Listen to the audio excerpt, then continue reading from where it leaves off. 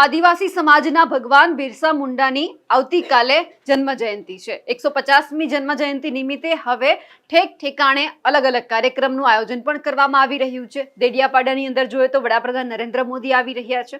નેત્રંગની અંદર ચૈતર વસાવાનો કાર્યક્રમ છે। પણ આ બધાની વચ્ચે હવે કોંગ્રેસ પણ મેદાનમાં આવ્યું છે અને ખાસ કરીને કોંગ્રેસના જે આદિવાસી નેતા છે અનંત પટેલ તે પણ મેદાનમાં આવ્યા છે અને જે જૂના પડતર પ્રશ્નો છે તે બાબતે રજૂઆત પણ કરી છે। નમસ્કાર, આપ જોઈ રહ્યા છો નિર્ભય ન્યૂઝ અને હું છું આપની સાથે રિધિ।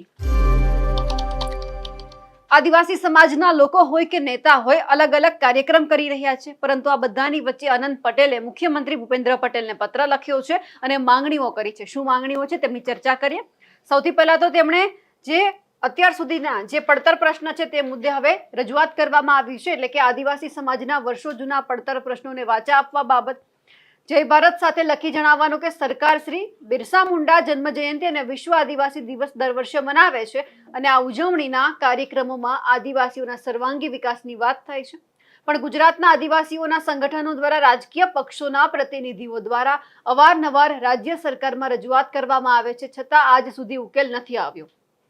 સરકાર જો ખરેખર આદિવાસીઓના સર્વાંગી વિકાસ કરતી હોય તો નીચેના પડતર પ્રશ્નોની તાત્કાલિક ધોરણે ઉકેલ લાવવા આદિવાસી સમાજની માંગ છે।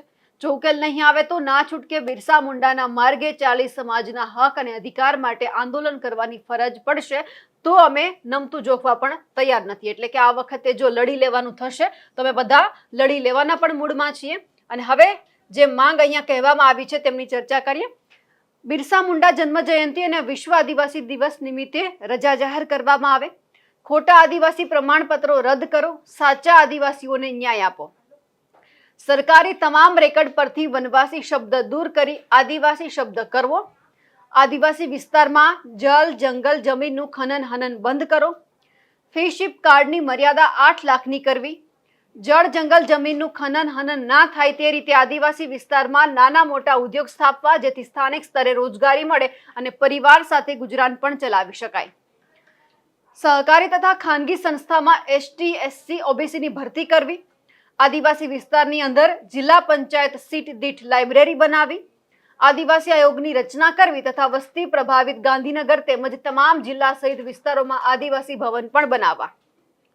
આ સાથે જ ભરતી બઢતીમાં રોસ્ટર આધારિત ઘટ, બેકલોગમાં તાત્કાલિક ભરતી બઢતી આપવી અને એમની સાથે આઉટસોર્સિંગ, નિવૃત્તિ પછી અપાતી પુનઃ નિયુક્તિ પ્રથા બંધ કરી રોસ્ટર પોઈન્ટ પ્રમાણે કાયમી ભરતી કરવી।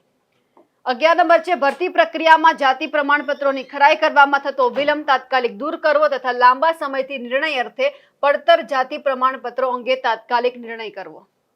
અંબાજીથી ઉમરગામ સુધી આદિવાસી વિસ્તારમાં વિકાસના નામે જમીન લઈ લેવામાં આવી છે, તેવા અસરગ્રસ્તોને જમીનના બદલે જમીન આપવી અને વળતર આપવું। જેમ કે અંબાજી શામળાજી વિસ્તારની આજુબાજુની જમીન તેમજ Delhi Mumbai national corridor highway પર વૃક્ષો તેમજ આવેલ કુવા, બોર અને મકાનોનું અને જમીનનું વળતર આપવું।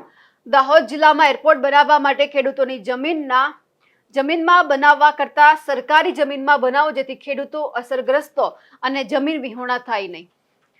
13મો મુદ્દો છે કેવડિયા કોલોની ખાતે નર્મદા નિગમ ખાતે ડેમ બનાવવા માટે 1961-62માં ઊભા પાકનું વળતર આપી જમીન સંપાદન કરેલ તે જમીનનો ઉપયોગ 2013માં સ્ટેચ્યુ ઓફ યુનિટી ટુરિઝમ માટે ઉપયોગમાં લેવામાં આવી। સરકારે કોઈ પણ જાતના હેતુફેર કર્યા વગર 60 વર્ષ પછી આ જમીનનો ઉપયોગ કર્યો। નિયમ અનુસાર જો 11 વર્ષ સુધી જે તે હેતુ જમીન સંપાદન માટે કરી હોય તે ના કરે તો મૂળ માલિકને જમીન પરત કરવાની રહેશે, પરંતુ તેમને પરત ના કરી બીજા હેતુ માટે ઉપયોગ કરો તે ગેરકાયદે છે। 19 ગામના અસરગ્રસ્તો જે લાભ મળ્યો છે તે જ લાભ આ 6 ગામને અસરગ્રસ્તોને મળવો જોઈએ। જમીન સંપાદન એક્ટ મુજબ જમીનનો હેતુ ફેર કર્યા વગર બીજા હેતુ માટે વાપરી શકાય નહીં અને જો વાપરવી હોય તો જોડનારનું પાર પાડી ફરીથી સંપાદન કરી હાલનો બજાર ભાવ અથવા જમીનના બદલે જમીન આપવાનો નિયમ છે તો ઘટતી કાર્યવાહી પણ કરવામાં આવે। હવે નકલ છે તે નરેશ પટેલને પણ મોકલવામાં આવી છે, પણ સવાલ એ છે કે 19 થી 20 મુદ્દા લઈ અને આનંદ પટેલ મેદાનમાં છે, એટલે કે જે જૂના પડતર પ્રશ્ન છે તેમની માંગ કરવામાં આવી છે।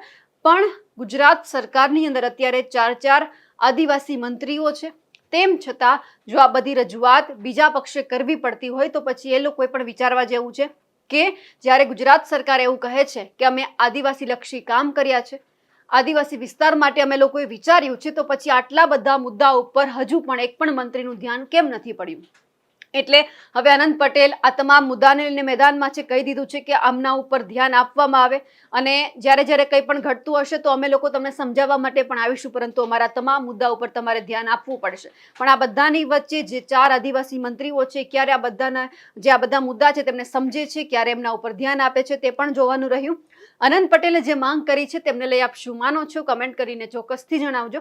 સાથે જ અમારી નિર્ભય ન્યૂઝ ચેનલને લાઇક, શેર અને સબસ્ક્રાઇબ કરવાનું ભૂલશો નહીં. નમસ્કાર.